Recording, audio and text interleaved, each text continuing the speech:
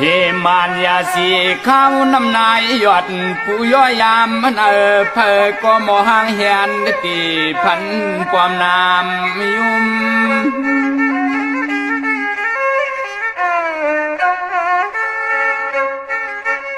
สายอ่อนยิ่งอ่อนป่าอาณาลุงห่มหอมกว่าเฮ็ดให้ไฟสุดเผาหุ่ม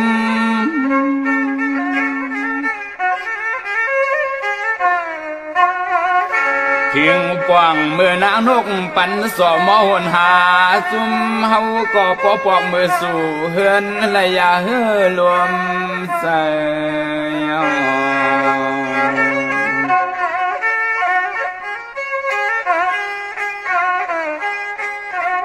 บ้านเมืองเลี้ยงเย้าข้าวเมื่อหน้าเมืองก็เสิร์เสียงนกปันห้องหมอสดจีกุลายตัง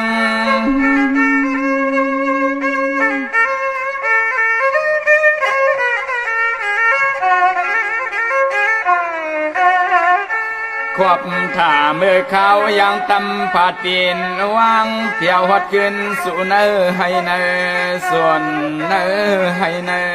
ส่วนเยาเฮมานยาสีข้าวน้ำนายยอดผู้ย่อยามมันเพอก็มอห่างเฮียนตีพันความนามยุ่ม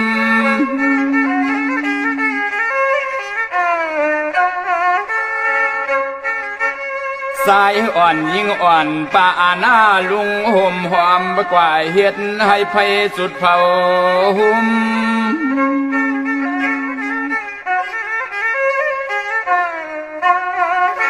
ถึงปวงเมื่อนางนกปันสอมหนหาซุ่มเฮาก็ปอปอกมือสู่เฮือนและอย่าเฮือรวมใส่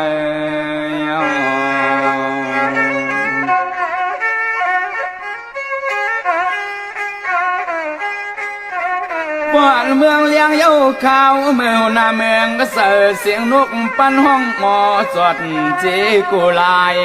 ตัง